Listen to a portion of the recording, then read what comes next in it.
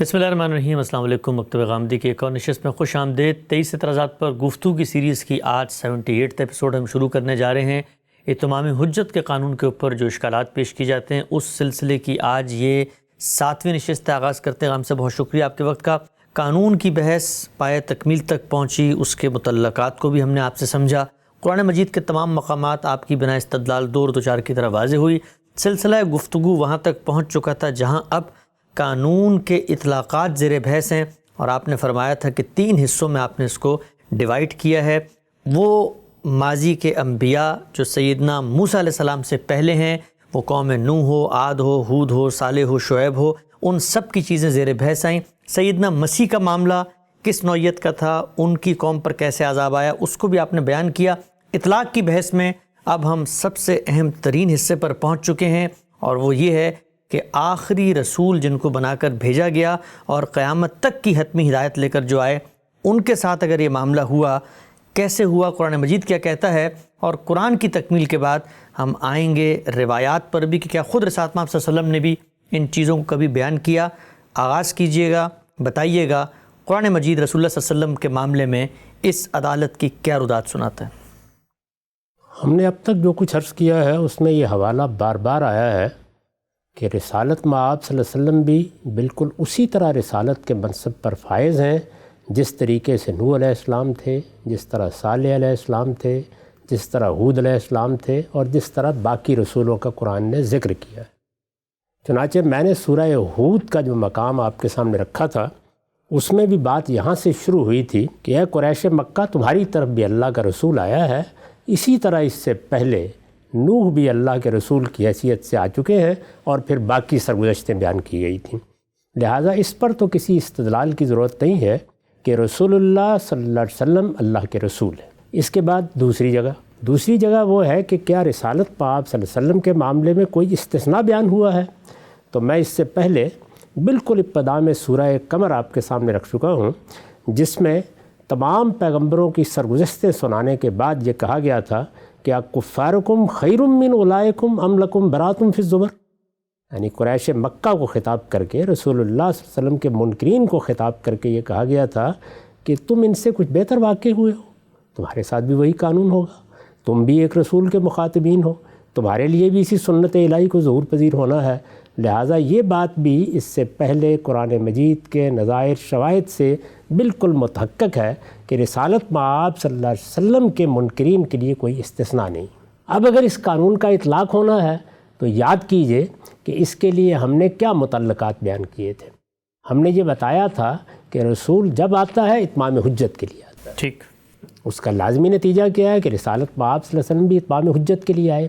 میں کئی مرتبہ یہ اپنی کتابوں میں بھی بیان کر چکا ہوں، اس پر گفتگو بھی کر چکا ہوں کہ یہ عالمی سطح پر اتمام حجت کا اہتمام تھا، اور عالمی سطح پر اتمام حجت کا اہتمام چونکہ تمدنی لحاظ سے ہو گیا، اس لیے اللہ تعالیٰ نے فیصلہ کر دیا کہ اب نبوت ختم کی جا رہی ہے، آپ اللہ کے آخری رسول ہیں، اور آپ کے ذریعے سے آخری مرتبہ اس دینونت کا ظہور ہوا ہے۔ یہ یاد ہوگا کہ میں نے نوح علیہ السلام کی سرگزشت سناتے ہوئے یہ کہا تھا کہ یہ پہلی دینونت ہے جو زمین پر ظاہر ہوئی۔ دینونت یعنی جزا و سزا، قوموں کے لیے جو جزا و سزا رسولوں کی بعثت کے بعد قوموں کے لیے جو جزا و سزا واقع ہوتی ہے، اس کا پہلا اظہار کب ہوا؟ نوح علیہ السلام کے وقت، اور اس کا آخری اظہار دنیا کی تاریخ میں کب ہوا؟ رسالت مآب صلی اللہ علیہ وسلم کے ذریعے سے۔ ہم اس کے بعد یہ کہہ سکتے ہیں کہ ہم جب یہاں پہنچ گئے ہیں تو ہم دینونت کی تاریخ میں خدا کی آخری دینونت کو سمجھنے کے لیے اب آگے بڑھ رہے ہیں۔ جی، خدا کی آخری دینونت، آخری جزا و سزا جو اس دنیا میں واقع ہوئی، اور چونکہ عالمی سطح پر اس کا اہتمام کر دیا گیا تو اب ہمیشہ کے لیے قیامت تک یہ انذار قیامت کی دلیل بھی رہے گی۔ اچھا، یعنی رسالت مآب صلی اللہ علیہ وسلم کی حیثیت کے جو کچھ خصوصی پہلو ہیں، تاہم رسول کی حیثیت سے جو قانون آپ کے بارے میں ہے وہ وہی ہے کہ جو رسولوں کے بارے میں ہم سورہ یونس کے حوالے سے بار بار لوگوں کو بتا چکے ہیں کہ جب اللہ کا کوئی رسول قوم کی طرف آ جاتا ہے تو اس کے مخاطبین کا فیصلہ اسی دنیا میں سنا دیا جاتا ہے۔ یہ فیصلہ سنانے کے لیے رسالت مآب صلی اللہ علیہ وسلم نے وہی کچھ کیا جو تمام پیغمبر کرتے ہیں۔ ہم نے یہ بتایا کہ تمام نبی تمام پیغمبر یہی کرتے ہیں کہ مبشرین و منذرین. نبیوں کے بارے میں بھی یہی کہا ہے کہ مبشرین و منذرین، رسولوں کے بارے میں بھی یہی کہا ہے کہ وہ مبشرین و منذرین، یعنی وہ بشارت کریں گے، انذار کریں گے. میں یہ واضح کر چکا ہوں کہ پورا قرآن مجید یہ رسالت مآب صلی اللہ علیہ وسلم کی سرگزشت انذار ہے. یعنی قرآن کو جہاں سے اٹھائیے وہ یہی کر رہا ہے. یاد کیجئے جب میں نے سورہ ہود کے بعض حصے آپ کے سامنے پڑھے، میں نے سورہ حاقہ کا ایک حصہ آپ کے سامنے پڑھا، اس سے پہلے سورہ قمر کا ایک بڑا حصہ آپ کے سامنے رکھا. وہ سب کیا بتا رہے ہیں؟ وہ اس انذار اور بشارت کی ایک تصویر ہمارے سامنے رکھتے ہیں. یہ قرآن مجید میں جگہ جگہ دیکھا جا سکتا ہے، اس پر بھی کسی مزید استدلال کی ضرورت نہیں ہے. ٹھیک. رسالت مآب صلی اللہ علیہ وسلم نے اپنی قوم پر حجت تمام کر دی، اور وہ وقت آ گیا جس کے بارے میں نے اشارہ کیا تھا کہ جب کوئی قوم یہ فیصلہ کر لیتی ہے کہ اب ہمیں پیغمبر کا خاتمہ کر دینا ہے، یعنی پیغمبر کو وطن سے نکال دینا ہے یا خاتمہ کر دینا ہے، تو یہ گویا قوم کے لیے بھی خاتمے کا اعلان ہوتا ہے. اللہ تعالیٰ نے خود رسالت مآب صلی اللہ علیہ وسلم کو مخاطب کر کے پچھلی نشست میں نے عرض کیا تھا کہ واضح کر دیا کہ عذاب تو اسی وقت آئے گا، دینونت تو اسی وقت ظاہر ہوگی، فیصلہ اسی وقت صادر ہوگا جب آپ یہاں سے چلے جائیں گے. یہ بتا دیا تھا کہ ما کان اللہ لیعذبہم وانت فیہم، جب تک آپ ان کے اندر موجود ہیں اس وقت تک عذاب نہیں آ سکتا. اسی آیت میں آگے یہ بتایا تھا کہ یہ اس وقت تک بھی نہیں آ سکتا جب تک کہ لوگ استغفار کر رہے ہیں. اچھا، اس جملے کو بہت اچھی طرح سے سمجھ لیجیے. ٹھیک. یعنی ایک یہ کہ خود رسالت مآب صلی اللہ علیہ وسلم کو نکلنا ہے، اور دوسرے یہ کہ یہ دیکھنا ہے کہ لوگوں کی صورتحال کیا ہے. میں یہاں پر واضح کر دوں کہ سیدنا ابراہیم کے ساتھ جو مکالمہ ہوا وہ مکالمہ کیا تھا؟ اللہ تعالیٰ یہ کہتے ہیں کہ ابراہیم 10 بھی نہیں ہے کہ جو اللہ کی طرف رجوع کرنے والے ہوں، 10 بھی نہیں ہے. یعنی قومیں خالی ہو جاتی ہیں. نوح علیہ السلام کے بارے میں خود اللہ تعالیٰ نے بتایا کہ اب تو کوئی امکان ہی نہیں رہا، لا یلدو الا فاجرا کفارا. اس طرح سے باقی رسولوں کی سرگزشت میں بھی آپ جگہ جگہ یہ بیان دیکھیں گے کہ اللہ تعالیٰ بتاتے ہیں یا پیغمبر اس کا اظہار کرتے ہیں کہ معاملہ صرف اس لحاظ سے ختم نہیں ہوا کہ ان کے سردار اور ان کے مترفین ماننے کے لیے تیار نہیں ہیں، بلکہ اب قوم کے اندر بھی کوئی ایمان لانے کے لیے تیار نہیں ہے. یعنی استغفار کا دروازہ بھی ان لوگوں نے اپنے لیے بند کر لیا ہے. تو پیغمبر اب اس میں سے نکلیں گے، یعنی اپنی قوم کو چھوڑیں گے. ہم یہ جانتے ہیں کہ رسالت مآب صلی اللہ علیہ وسلم میں ہجرت کی، یعنی وہ 2 صورتیں کیا تھیں؟ یا وفات ہوگی اور یا پیغمبر چھوڑ کے جائیں گے. اب پیغمبر چھوڑ کے جائیں گے، ہجرت کریں گے، تو میں نے عرض کیا تھا کہ اس میں یہ ضروری ہے کہ ہجرت کی کوئی جگہ میسر ہو. اگر ہجرت کی کوئی جگہ میسر نہیں ہے تو کہاں جائیں گے؟ ٹھیک. رسالت مآب صلی اللہ علیہ وسلم کو یہ جگہ کیسے میسر ہوئی؟ یہ ہم جانتے ہیں کہ اللہ تعالیٰ کی طرف سے آپ کو ہدایت کی گئی کہ منا میں لوگ آتے ہیں، حج کے لیے آتے ہیں، عمرے کے لیے آتے ہیں، آپ ان کے قبائل کے سرداروں کے سامنے اپنی دعوت پیش کیجیے. یہ گویا دارالہجرت کے لیے جستجو تھی. چنانچہ آپ نے یہ پیش کی، اور اللہ کا کرم اور اللہ کی عنایت یہ ہوئی کہ یثرب کے بڑے لوگوں نے اس دعوت کو قبول کر لیا. ٹھیک. یعنی ہجرت کی وجہ یہی بنی. تو اب کیا ہوا؟ ہجرت کی جگہ میسر آ گئی.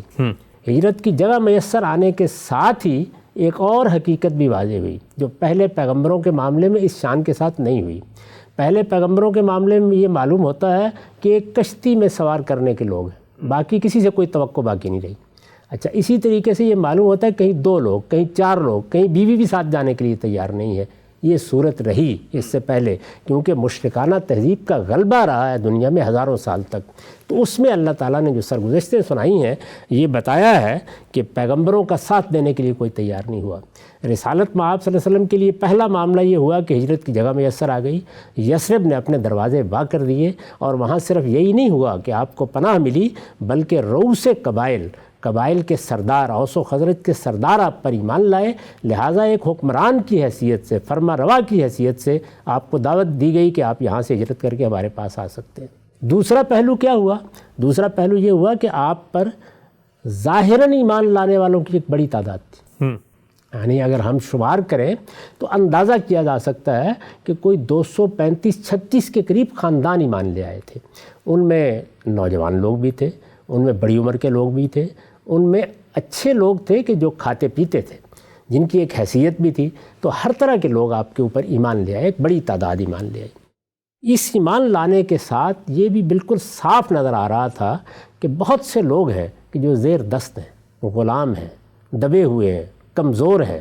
ان کی وہ حیثیت نہیں ہے ایمان ان کے دل میں اتر چکا ہے، اظہار بہت مشکل ہے۔ ٹھیک، یعنی گویا باطن میں استغفار بھی ہو رہا ہے، وہی جو قرآن مجید نے کہا ہے نا وَهُمْ يَسْتَغْفِرُونَ، تو وہ استغفار بھی کر رہے ہیں، خدا کی طرف رجوع بھی کر رہے ہیں، اظہار کا بھی موقع نہیں آیا۔ اچھا، ایک صورت یہ پیدا ہو گئی، یعنی ایک بڑی تعداد ایمان لے آئی، وہ آپ کے ساتھ ہجرت کے لیے تیار ہو گئی، ہجرت کی جگہ میسر آ گئی۔ جیسے ہی یہ سب ہو گیا، رسالت مآب صلی اللہ علیہ وسلم باہر آئے تو اب یہ صاف نظر آ رہا تھا کہ مہلت دینی پڑے گی، یعنی فیصلہ سنانے کے لیے ناگزیر ہے کہ مہلت دی جائے۔ کیوں مہلت دی جائے؟ میں آپ کے سامنے قرآن مجید کے نصوص رکھوں گا جس میں یہ بیان کیا گیا ہے کہ یہ مہلت ان لوگوں کے لیے دی گئی جو ابھی ان بستیوں کے اندر تھے یا مکے کے اندر تھے، وہ ایمان لا چکے تھے یا ان کے دل مائل ہو چکے تھے، لیکن ان کے لیے ایمان کا اظہار ممکن نہیں تھا۔ یہ قرآن مجید بتاتا ہے کہ ایک بڑا مسئلہ بن گیا، یعنی اللہ تعالیٰ کبھی یہ پسند نہیں کرتے کہ لوگ استغفار کر رہے ہوں یا استغفار کے لیے تیار ہوں یا خدا کی طرف لوٹنا چاہتے ہوں اور کچھ موانع پیش آ جائیں تو ان میں بھی سختی کی جائے اور ان پر اس دینونت کا اطلاق کر دیا جائے۔ چنانچہ اب مہلت ملنی تھی، جب مہلت ملنی ہے تو اس کے ساتھ ہی اللہ تعالیٰ نے ایک دوسرا فیصلہ کر دیا، یہ فیصلہ اس سے پہلے بھی ہوا ہے، اور وہ یہ ہے کہ آپ کے مشن میں توسیع کر دی گئی۔ یعنی جس طریقے سے سیدنا ابراہیم علیہ السلام کے بارے میں یہ معلوم ہے کہ ان کے مشن میں ان کی قوم پر جب عذاب آ گیا توسیع کر دی گئی۔ سیدنا موسیٰ علیہ السلام کے بارے میں معلوم ہے کہ جب ان کا مشن فرعون کے معاملے میں مکمل ہو گیا، وہ اپنی قوم کو لے کر نکل آئے تو مشن میں توسیع کر دی گئی۔ اس کے بعد وہ ایک بڑے عرصے تک زندہ رہے، بلکہ انہوں نے اپنی قوم کو ساتھ لے کر خود فلسطین میں داخل ہونا چاہا، لیکن قوم ساتھ دینے کے لیے تیار نہیں ہوئی۔ اور یہ بات چونکہ صحابہ کرام سمجھتے تھے تو آپ نے دیکھا ہوگا تاریخ میں کہ یہی واقعہ جس کو سامنے رکھ کر انصار نے کہا کہ آپ جائیے اور آپ نکلیے اور آپ خدا کی بارگاہ میں جو کچھ کہنا چاہتے ہیں کہیے، ہم آپ کے ساتھ ہیں، اگرچہ آپ یمن تک ہمیں لے کے جائیں اور اگرچہ ہمیں اپنے سروں کا نذرانہ پیش کرنا پڑے، ہم موسیٰ کی قوم کی طرف وہ جواب آپ کو نہیں دیں گے۔ تو یہ مماثلت پیدا ہو گئی۔ تو اب رسالت مآب صلی اللہ علیہ وسلم کے معاملے میں ہجرت کی جگہ بھی میسر آ گئی، اور ابھی فوری طور پر عذاب کا تازیانہ برسانا بھی خدا کے قانون کے مطابق صحیح نہیں رہا، اس لیے کہ لوگ استغفار کر رہے ہیں، اندر موجود ہیں، اظہار نہیں کر پا رہے اپنی کمزوری کی وجہ سے، اپنے ضعف کی وجہ سے، اور کمزوروں اور ضعیف لوگوں کے لیے اس کائنات کا پروردگار ہمیشہ بہت رحیم اور شفیق رہا ہے، اور ادھر پیغمبر کے مشن میں بھی توسیع کر دی اور فیصلہ اس وقت تک نہیں کرتا، ظلم نہیں کر سکتا، یہ بتا دیا ہے۔ یعنی چونکہ اصل قانونی میں یہ بتا دیا گیا کہ ہم لا یظلمون، ادنا درجے کا ظلم نہیں ہونا، جب تک ایک ایک شخص کے بارے میں یہ متعین نہیں ہو جاتا کہ اب ان کے اندر سے کسی کے نکلنے کا امکان نہیں ہے، اس وقت تک اللہ تعالیٰ اپنا یہ فیصلہ نہیں سناتے۔ یہ وہ وجہ ہے کہ جیسے ہی رسالت مآب صلی اللہ علیہ وسلم ہجرت کر کے مدینہ تشریف لائے تو اس کے بعد ہجرت کو لازم کر دیا گیا، ہجرت کو لازم کر دیا گیا، اس لیے کہ ان بستیوں کو خالی کرانا ہے۔ یعنی جن بستیوں میں اب منکرین ہیں، اگر ان پر عذاب کا تازیانہ برسنا ہے، وہ آسمان سے برسے، اس لیے کہ یہ امکان آخر تک موجود تھا، وہ آسمان سے برسے یا وہ مسلمانوں کے ہاتھوں سے عذاب سے دوچار ہوں، دونوں صورتوں میں یہ ضروری تھا کہ تطہیر ہونی چاہیے، یعنی ان کو نکلنا چاہیے وہاں سے۔ تو وہ نکلنا چاہیے کے لیے رسالت مآب صلی اللہ علیہ وسلم نے دعوت دی لوگوں کو کہ ہجرت کر کے آؤ۔ چنانچہ میں آپ سے عرض کرتا ہوں کہ دین، ایمان، نماز، روزہ، یہ تو ہے نا دین کے احکام، اس موقع کے اوپر اگر کوئی کسی عذر کے بغیر ہجرت نہیں کر رہا تو جہنم کی وعید سنا دی گئی۔ اچھا، چنانچہ قرآن مجید میں سنیے کہ یہ وعید کس طریقے سے سنائی گئی ہے۔ یہ آپ جانتے ہیں کہ سورہ نساء میں وہ آیات موجود ہیں جن میں یہ بتایا گیا ہے کہ تم لوگ اگر نہیں نکلو گے تو اس کے نتائج کیا ہوں گے۔ ذرا سنیے کیا فرمایا ہے۔ یہ سورہ نساء ہے، اس کی آیت 97 سے میں پڑھ رہا ہوں۔ ان الذین توفاہم الملائکۃ ظالمی انفسہم قالوا فیما کنتم قالوا کنا مستضعفین فی الارض قالوا الم تکن ارض اللہ واسعۃ فتہاجروا فیہا فاولئک مأواہم جہنم وساءت مصیرا الا المستضعفین من الرجال والنساء والولدان لا یستطیعون حیلۃ ولا یہتدون سبیلا فاولئک عسى اللہ ان یعفو عنہم وکان اللہ عفوا غفورا ومن یہاجر فی سبیل اللہ یجد فی الارض مراغما کثیرا ومن یخرج من بیتہ مہاجرا الی اللہ ورسولہ ثم یدرکہ الموت فقد وقع اجرہ علی اللہ وکان اللہ غفور الرحیم۔ اس سے اندازہ کر سکتے ہیں کہ ہجرت نے اس موقع پر کیا حیثیت اختیار کر لی ہے۔ وہ اب صرف یہ نہیں ہے کہ ایک ثواب کا کام ہے، اجر کا کام ہے، بلکہ خدا کی دینونت کے ظہور کے لیے ان بستیوں کو خالی ہونا ضروری ہے۔ نہیں ہوئے تو ان پہ عذاب آ جائے گا، نہیں ہوئے تو ان پر عذاب آ جائے گا۔ تو آپ دیکھیے کہ اس کے لیے اللہ تعالیٰ نے کیا اہتمام کیا ہے۔ میں اس کا ترجمہ پڑھ رہا ہوں۔ اس موقع پر بھی جو لوگ ان بستیوں سے نکلنے کے لیے تیار نہیں ہیں جہاں انہیں دین کے لیے ستایا جا رہا ہے، انہیں بتاؤ اے پیغمبر، یہ نظم ہے، ربط ہے آیات کا، انہیں بتاؤ اے پیغمبر کہ جن لوگوں کی جان فرشتے اس حال میں قبض کریں گے کہ اپنے ایمان کو خطرے میں ڈال کر وہ اپنی جان پر ظلم کر رہے تھے، ان سے وہ پوچھیں گے کہ یہ تم کس حال میں پڑے رہے؟ وہ جواب دیں گے کہ ہم تو اس ملک میں بالکل بے بس تھے۔ فرشتے کہیں گے کیا خدا کی زمین ایسی وسیع نہ تھی کہ تم اس میں ہجرت کر جاتے؟ سو یہی لوگ ہیں جن کا ٹھکانہ جہنم ہے، اور وہ کیا ہی برا ٹھکانہ ہے۔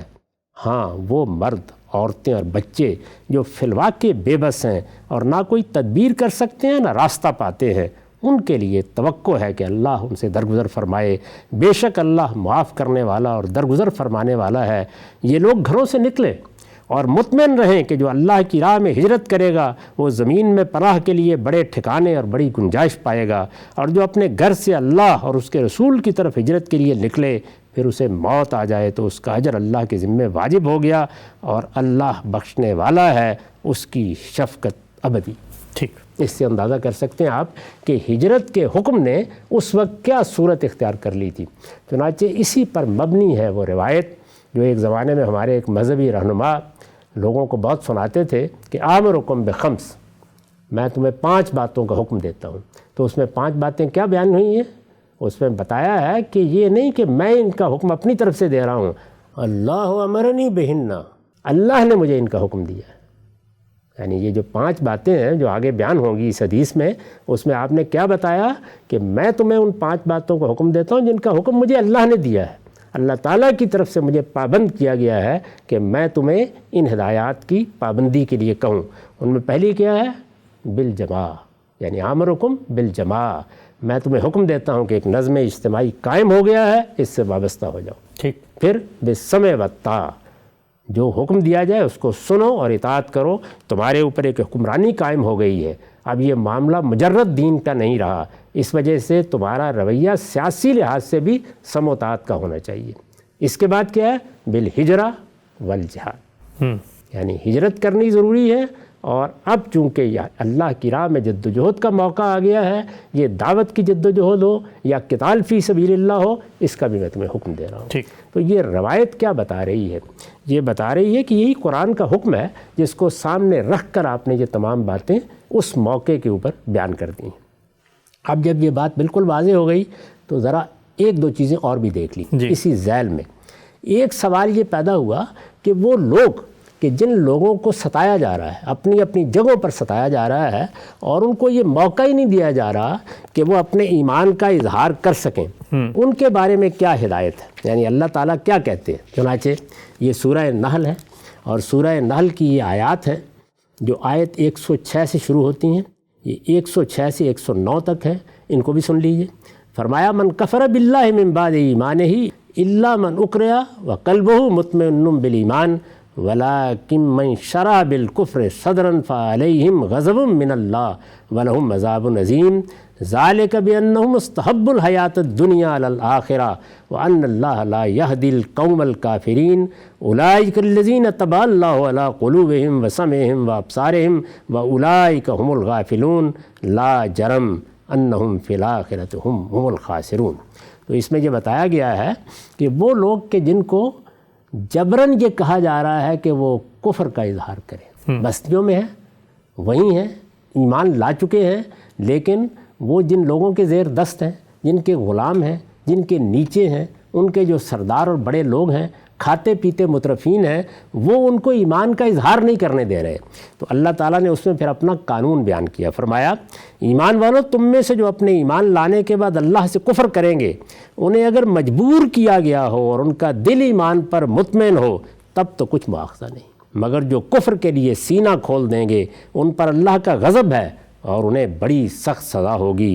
یہ اس لیے کہ انہوں نے آخرت کے مقابلے میں دنیا کی زندگی کو عزیز رکھا، اور اس لیے کہ اس طرح کے منکر لوگوں کو اللہ ہدایت نہیں دیا کرتا۔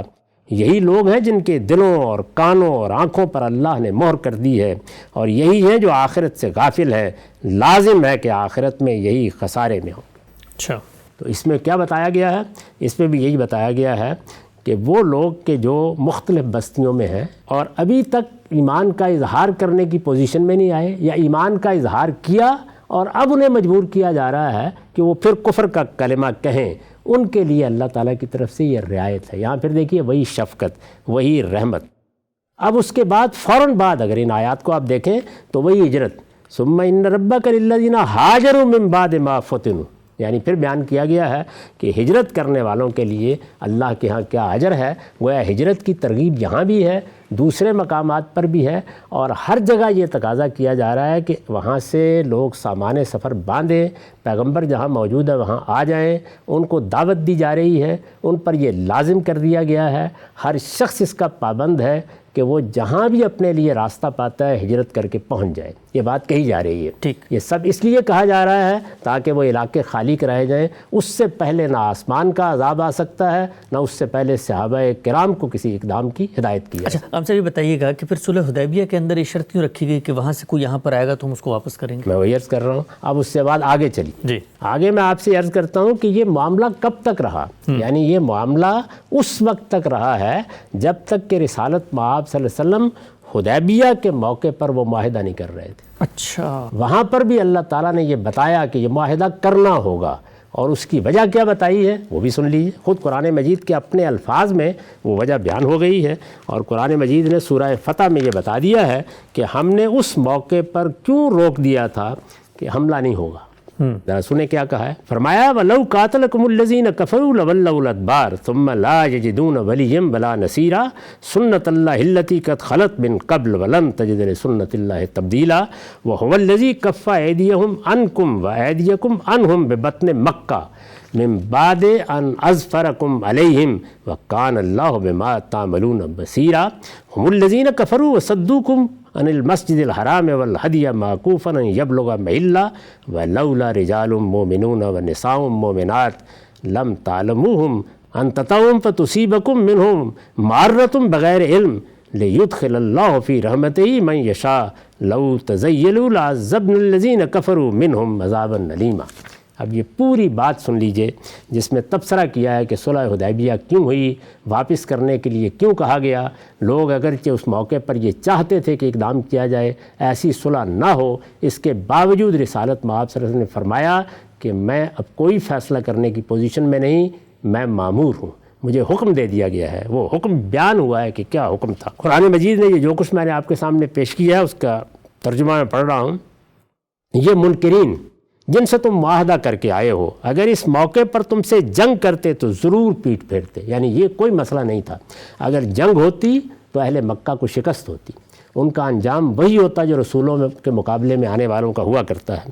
یہ منکرین جن سے تم معاہدہ کر کے آئے ہو اگر اس موقع پر تم سے جنگ کرتے تو ضرور پیٹ پھیرتے، پھر اپنے لیے کوئی حامی اور کوئی مددگار نہ پاتے۔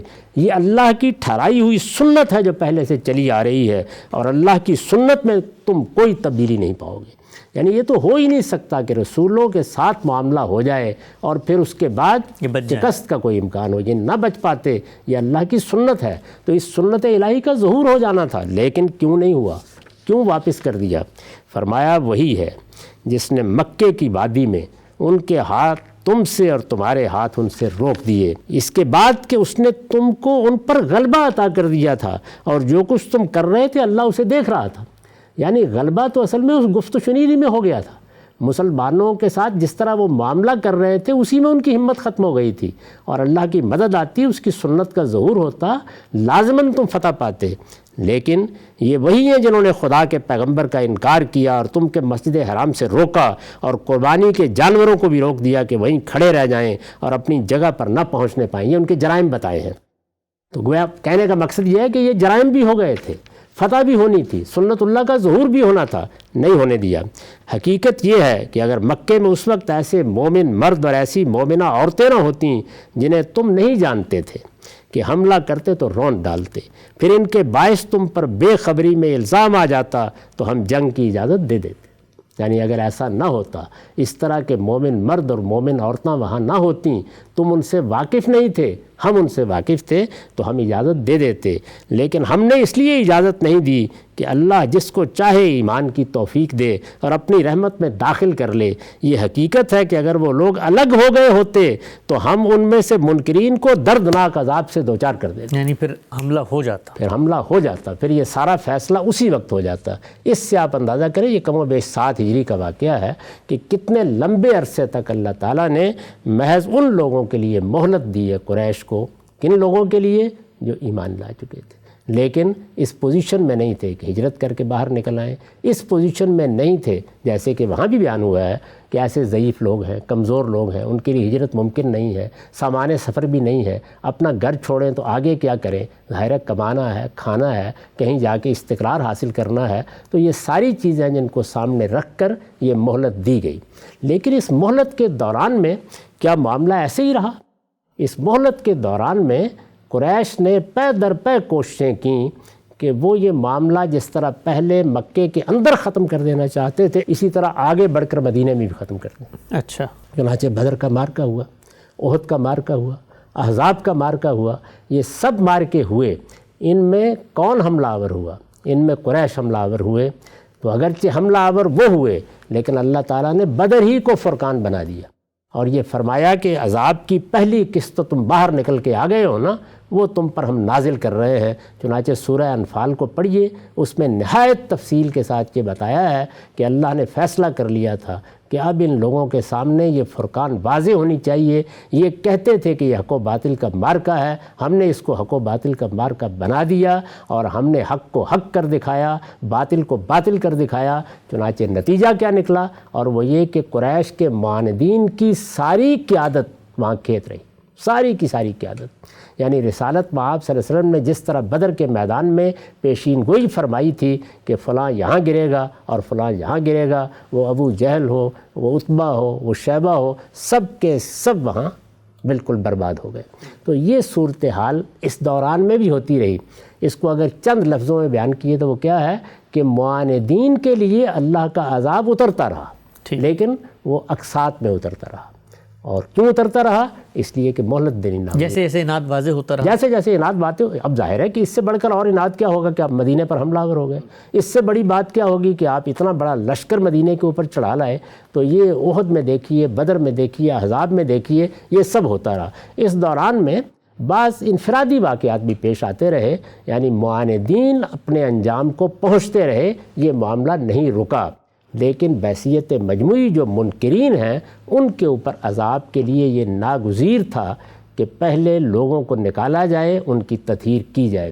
یہی وہ چیز ہے جس پر وہ روایت مبنی ہے جس میں حضور نے فرمایا کہ دیکھو اپنی علامتیں مقرر کر کے رہا کرو، اگر کسی جگہ ناگزیر ہو گیا حملہ کرنا، کہیں محاربین یا معاندین کو سزا دینی ناگزیر ہو گئی اور ہم حملہ آور ہوئے تو من تشبہ منکم ہوا منہم، یعنی اگر تم میں سے کوئی شخص اپنے آپ کو نمایاں نہیں کرے گا، ممتاز نہیں کرے گا، تو اس کا شدید اندیشہ ہے کہ اس کے ساتھ وہی معاملہ ہو جائے گا جو منکرین کے ساتھ ہو رہا ہے۔ اسی ذیل میں اللہ تعالیٰ نے یہ فرمایا مسلمانوں کو کہ اگر کسی جگہ کوئی تم کو السلام علیکم بھی کہہ دیتا ہے تو جواب میں یہ نہ کہنا کہ لست مومنہ۔ تو یہ میں عرض کر رہا ہوں کہ وہ ہستی جو آسمان و زمین کا خالق ہے، جس کی رحمت اور شفقت بے پناہ ہے، یہ مہلت ان لوگوں کی وجہ سے ملی جو مختلف بستیوں میں موجود تھے، ایمان لا چکے تھے، انتظار کر رہے تھے کہ کوئی راحت کی صورت نکلے، کوئی مہلت کا موقع آئے، ان لوگوں کا نہاب کچھ کم ہو تو ہم اپنے ایمان کا اظہار کریں۔ چنانچہ یہی وجہ ہے کہ جیسے ہی حدیبیہ کا معرکہ ہوا تو یہی موقع بہت سی بستیوں میں لوگوں کو مل گیا۔ اچھا، چنانچہ یہ آپ دیکھتے ہیں کہ پھر وفود آنا شروع ہو گئے جہاں تہاں سے، پورے عرب سے، اس لیے کہ قریشی تھے جو اس معاملے کو محاربہ بنائے ہوئے تھے۔ جب ان کے ساتھ معاہدہ ہو گیا اور اس کا ایک وقت طے ہو گیا تو 10 سال کی مہلت مل گئی گویا کہ اب یہ معاملہ اللہ تعالیٰ نے اس لیے ٹال دیا ہے تاکہ لوگ یہاں سے نکلیں، تطہیر کا عمل مکمل ہو جائے، اور جب تطہیر کا عمل مکمل ہو جاتا ہے اس کے بعد یہ اللہ تعالیٰ کا قانون یہ ہے کہ پھر وہ عذاب کا تازیانہ برسا دیتے۔ ٹھیک، تو پھر وہ غم صاحب کیا تھا کہ جب حدیبیہ میں معاہدے میں طے ہوا کہ وہاں سے کوئی آئے گا تو اس کو ہم لوٹائیں گے، یہاں سے کوئی جائے گا تو اس کو نہیں لوٹایا جائے گا، یہ پھر وجہ کیا بنی اس کی؟ یہی ہونا چاہیے تھا، اس لیے کہ یہ تو خود بتا رہا ہے یہ کہ ان لوگوں کے ساتھ معاملہ کیا ہو رہا ہے۔ یعنی وہ لوگ اگر وہاں سے بھاگ کے آتے ہیں، ہجرت کرنے میں یہی تو مسئلہ ہوتا تھا، یعنی یا تو آدمی اپنی طاقت کے بل بوتے پر نکلتا تھا، اور یا یہ ہے کہ کوئی راستہ نکل آتا تھا، ٹھیک، گھر والے مان گئے، کسی نے قبول کر لیا۔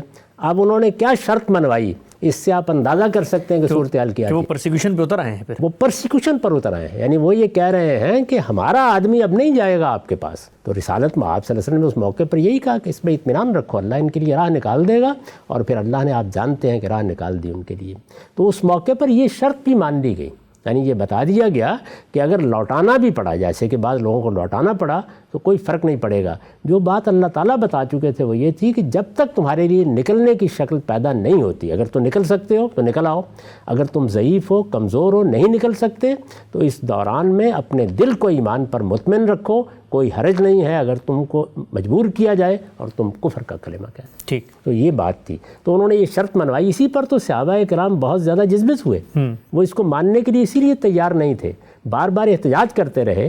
تو رسالت میں آپ صلی اللہ علیہ وسلم نے تسلی دلائی کہ تم اللہ تعالیٰ کی اسکیم کو سمجھنے کی صحیح کرو، اس وقت حملہ نہیں کیا جا سکتا، یعنی اگر شرائط نہ مانے جاتے تو کیا ہوتا، حملہ ہوتا۔ تو یہ شرط مان لی گئی کہ اللہ ان کے لیے تو راستہ کھول دے گا کوئی نہ کوئی، لیکن حملہ ہونے کی صورت میں سب مارے جائیں گے۔ اللہ، تو یہاں انتخاب یہ نہیں تھا کہ ان کو قبول کرنا ہے یا نہیں کرنا، انتخاب یہ تھا کہ اس موقع کے اوپر اگر حملہ ہوتا ہے تو یہ سب مارے جائیں گے، ان کے لیے اگر اتنی مہلت بھی باقی رہتی ہے تو اللہ راہ کھول دے گا، اس وقت واپس بھی کرنا پڑا تو کوئی حرج نہیں۔ چنانچہ سورہ ممتحنہ میں پھر کہہ دیا گیا کہ ہم یہ شرط صرف مردوں کے معاملے میں مانیں گے، عورتوں کے معاملے میں یہ شرط نہیں مانیں گے۔ سبحان اللہ۔ تو یہ ساری باتیں قرآن مجید میں بیان ہوئی ہیں، ان کا خلاصہ یہی ہے، ظاہر ہے کہ اس کی بہت تفصیلات ہیں، قرآن مجید کی کئی صورتوں میں یہ چیز زیر بحث آئی ہے۔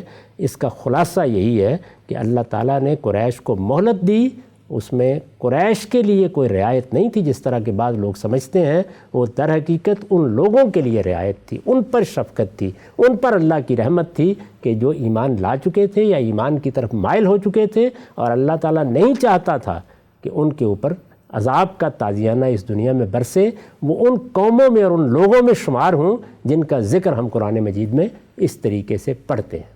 یہ اس کا پس منظر میں نے آپ کو بتایا، لیکن دوسری بات بھی ذہن میں رکھیے، اس کے ساتھ ہی رسالت میں آپ صلی اللہ علیہ وسلم کے مشن میں بھی توسیع کر دی گئی۔ اب یہ مشن کی توسیع کے معاملے کو بھی سمجھ لیجیے۔ رسالت میں آپ صلی اللہ علیہ وسلم اللہ کے آخری پیغمبر ہیں۔ جی، آپ کے ذریعے سے کسی ایک قوم پر دینونت کا ظہور اگر ہو جاتا اور وہ قوم ختم ہو جاتی تو آخری پیغمبر کی حیثیت سے جو اہتمام ہونا تھا عالمی سطح پر وہ اس طرح نہ ہو سکتا۔ اچھا، ایک اس چیز کو ملحوظ رکھیے۔ کیسے نہ ہو سکتا؟ ظاہر بات ہے کہ ایک واقعہ ہو جاتا، مکے کی حد تک محدود ہوتا، رسالت میں آپ صلی اللہ علیہ وسلم وہاں نکلے، اس کے بعد عذاب کا تازیانہ برسا دیا گیا، یعنی اب گویا پورے جزیرہ نما عرب تک اس کی توسیع ہو رہی ہے، بلکہ میں کہتا ہوں اس سے بہت آگے ہو گئی، اور وہ کس طریقے سے ہو گئی، اہل کتاب کو مخاطب کر لیا گیا۔ اس سے پہلے بھی اہل کتاب میں سے بعض لوگ ایمان لا رہے تھے، یہ بات تاریخی طور پر معلوم ہے کہ مکے کے زمانہ قیام میں بھی مسیحی آ کے ایمان لائے۔ یہ معلوم ہے کہ حبشہ کے ساتھ معاملات ہو چکے تھے، یعنی اہل کتاب کا ایمان لانا اگر آپ اس لحاظ سے دیکھیں کہ دعوت ان تک بالواسطہ پہنچ رہی ہے تو وہ ہو ہی گیا تھا، لیکن اس کے بعد ہم جب قرآن کو دیکھتے ہیں تو معلوم ہوتا ہے کہ یثرب میں آنے کے بعد قرآن مجید نے اپنا انداز ہی تبدیل کر لیا۔ یعنی اس سے پہلے آپ دیکھتے ہیں کہ ام القریٰ اور اس کے ماحول کو مخاطب کیا جا رہا ہے، مشرکین عرب مخاطب ہیں۔ مشرکین عرب کو اگر آپ دیکھیں تو مشرکین عرب جہاں جہاں پائے جائیں گے، خواہ وہ جزیرہ نما عرب کے اندر سے یا جزیرہ نما عرب کے ساتھ ملے ہوئے بعض علاقوں میں موجود تھے، ان کی تفصیلات بھی تاریخ میں ہم پڑھتے ہیں، ان سب تک اب بات پہنچنی ہے، لیکن پہنچنے کا اصول کیا بتایا تھا میں نے آپ کو، وہ یہ کہ ام القریٰ میں بیٹھ کے یہ کام کرنا ہے۔ رسالت میں آپ صلی اللہ علیہ وسلم وہاں آئے جو گویا یہود کے لیے ام القریٰ تھی، یعنی یثرب، اب اہل کتاب اصل مخاطب ہو گئے ہیں۔ چنانچہ قرآن مجید کا پہلا باب جس میں سورہ بقرہ ہے، جس میں سورہ آل عمران ہے، جس میں سورہ نساء ہے، جس میں سورہ مائدہ ہے، اس کے مخاطبین ہی اہل کتاب ہیں، ٹھیک، اصلاً اہل کتاب ہیں، یعنی ایمان والے ہیں اور اہل کتاب ہیں۔ تو اہل کتاب کو اب کہا جا رہا ہے کہ تم بھی اب پیغمبر کے مخاطب ہو گئے ہو، اور اہل کتاب اس موقع کے اوپر صرف جزیرہ نما عرب میں نہیں ہیں، وہ تو بہت دور دور تک پھیلے ہوئے ہیں۔ یعنی ان کا معاملہ یہ ہے کہ وہ حبشہ میں ان کی حکومت ہے، یہ معاملہ ہے کہ خود روم کی حکومت تو ہے ہی اہل کتاب کی حکومت، مجوس بھی اصلاً اہل کتاب ہی ہیں، تو گویا کسریٰ کی سلطنت، کیسر کی سلطنت، یہ آپ سے آپ اب مخاطب ہو رہی ہے بالواسطہ۔ اور یہی وجہ ہے کہ رسالت مآب صلی اللہ علیہ وسلم نے ایک خاص مرحلے پر آ کر اپنے دنیا سے رخصت ہونے سے 4 سال پہلے پھر باقاعدہ طریقے سے دعوت دے ڈالی، اچھا، باقاعدہ پیغام پہنچا دیا، خطوط لکھے، اپنے ایلچی بھیجے اور یہ بتا دیا کہ میری دعوت کو یہ توسیع کرا دی گئی ہے۔ یہ ایک پہلو ہے، یعنی چونکہ آپ خدا کے آخری پیغمبر ہیں، آخری پیغمبر کی حیثیت سے آپ کی دعوت کا دائرہ وسیع ہونا چاہیے، پوری متمدن دنیا کے قلب تک جب تک یہ جھنڈا نہیں لہرا دیا جاتا عالمی سطح پر اتمام حجت کا اہتمام نہیں ہوگا۔ یہ پہلو ملحوظ رہے۔ اس کے ساتھ ایک دوسرا پہلو بھی تھا، وہ یہ کہ میں یہ بتا چکا ہوں کہ سیدنا ابراہیم جب باہر نکلے تھے تو ان کے باہر نکلنے کے بعد ان سے کہا گیا تھا کہ آپ یہاں پر اللہ کے حرم کو دوبارہ تعمیر کریں گے، اور یہ کہا گیا تھا کہ اب یہ جزیرہ نما عرب اللہ نے اپنے لیے خاص کر لیا ہے، جس طرح اس سے پہلے فلسطین کو خاص کیا تھا اسی طرح یہ جزیرہ نما عرب بھی اب گویا اللہ کے لیے خاص تھا۔ بلکہ اگر تاریخی لحاظ سے دیکھیں تو پہلے یہ معاملہ ہوا، اس کے بعد فلسطین کے بارے میں فیصلہ کیا گیا، تو چونکہ سیدنا ابراہیم کے بعد یہ معاملہ ہو چکا تھا، سیدنا اسماعیل کو اس کی تولیت کے لیے یہاں آباد کیا گیا تھا، وہ قربانی کا واقعہ بھی اسی ذیل میں پیش آیا تھا، یہاں رسالت مآب صلی اللہ علیہ وسلم کی اپنی قوم کے لوگ تھے۔ اب اس جزیرہ نما عرب کو بھی قیامت تک یہ حیثیت حاصل رہنی تھی کہ یہ خدا کے دین کا مرکز ہوگا، تو یہ بھی ضروری تھا کہ معاملہ صرف مکے تک، معاملہ صرف ام القریٰ مکہ تک، معاملہ صرف قریش کی قیادت تک محدود نہ رہے۔ قریش کی قیادت تو میں یہ بتا چکا آپ کو کہ بدر ہی میں ختم ہو گئی، اگر ان پر عذاب کا تازیانہ برسنا تھا تو وہ برس گیا تھا، بالکل وہی صورت پیدا ہو گئی تھی بدر میں جو فرعون اور اس کے لشکروں کے لیے سیدنا موسیٰ کے اتمام حجت کے بعد پیدا ہوئی تھی، تو معاملہ تو اصلاً ختم ہو گیا تھا، لیکن چونکہ یہ سارے مسائل پیش نظر تھے اس لیے ان تینوں چیزوں کو سامنے رکھیے۔ اللہ کے رسول کی حیثیت سے آپ آئے، یہ ضروری تھا کہ جن لوگوں نے آپ کا انکار کیا ہے ان بستیوں کی تطہیر کی جائے، وہاں سے ایمان والے نکلیں، اس کے بعد عذاب کا تازیانہ برسے۔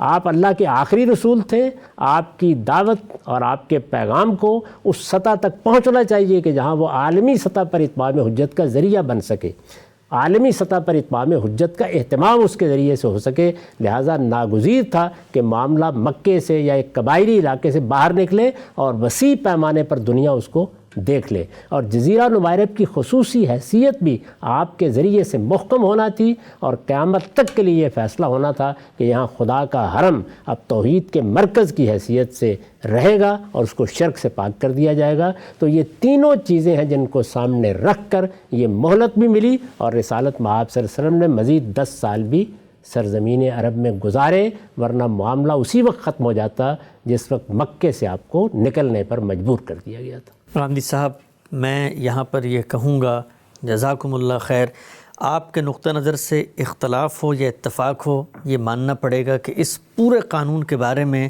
ایک پورا نظام فکر ہے، ایک پورا ربط و نظام ہے، ایک ترتیب ہے اور ایک محکم بنائے استدلال ہے۔ اس پر اشکالات بھی ہم وقتاً فوقتاً انشاءاللہ پیش کریں گے اپنے مقام پر، لیکن آج آپ نے جس طریقے سے یہ بات واضح کی ہے کہ پیغمبر صلی اللہ علیہ وسلم کے معاملے میں اللہ تعالیٰ کی یہ اسکیم کیسے روبہ عمل ہوئی، اس کی حکمتیں کیا تھی، زمینی حقائق کیا تھے، یہ بات لوگ بھی کہیں گے، اور میں بھی اعتراف کرتا ہوں کہ اللہ تعالیٰ آپ کو اس کی جزا دے۔